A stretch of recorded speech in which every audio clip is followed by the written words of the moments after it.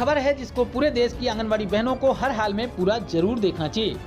खबर की हेडलाइन यहाँ पर देख सकते हैं कि विधवा पेंशन में सरकारी साइड, सरकारी नौकर बताता है आंगनबाड़ी ने सुनाई अपनी व्यथा।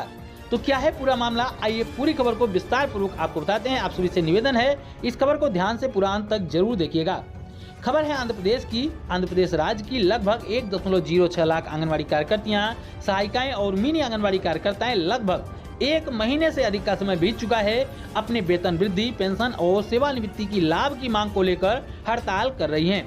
लेकिन इसी आंदोलन के बीच सभी को सोचने पर मजबूर करने वाली एक खबर निकल कर रही कि विरोध प्रदर्शन में भाग ले रही कुरनूल जिले की तलारी कांतम्मा ने अपनी पीड़ा व्यक्त करते हुए कहा कि मैंने आंगनबाड़ी कार्यकर्ता के रूप में 23 साल की सेवा दी है।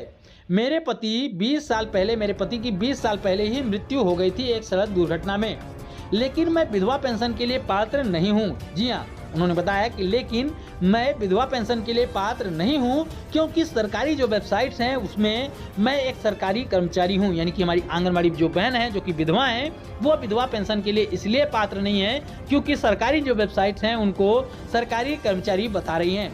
उसके बाद तलारी कांतम्मा ने पूछा कि मैं सिर्फ 11,500 रुपये प्रति माह में अपने बच्चों का पालन पोषण कैसे कर सकती हूँ। मैं पिछले 12 वर्षों से आंगनबाड़ी सहायिका के रूप में कार्य कर रही हूँ।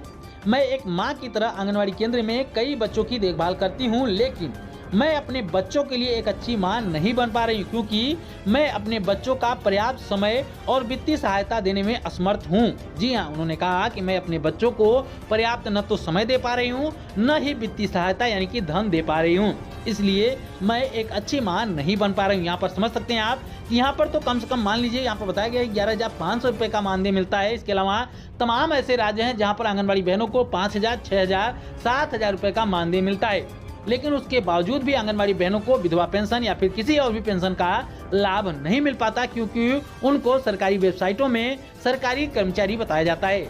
लेकिन क्या असलियत में आंगनबाड़ी बहनें सरकारी कर्मचारी हैं?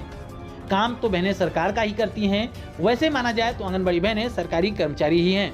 लेकिन अगर वेतन की बात की जाए, उनके सुविधाओं की बात की जाए तो उसमें एक बंधुआ मजदूर जो पहले कभी हुआ करते थे उनको भी इतना बदतर हालत में नहीं रखा जाता होगा क्योंकि आंगनबाड़ी बहनों को जितना मानदेय मिलता है वो आप समझ सकते हैं कि कितना मिलता है। कहीं पर 5,000, कहीं पर 6,000, कहीं पर 7,000, कहीं पर 8,000। ज्यादातर राज्यों की स्थिति यही है।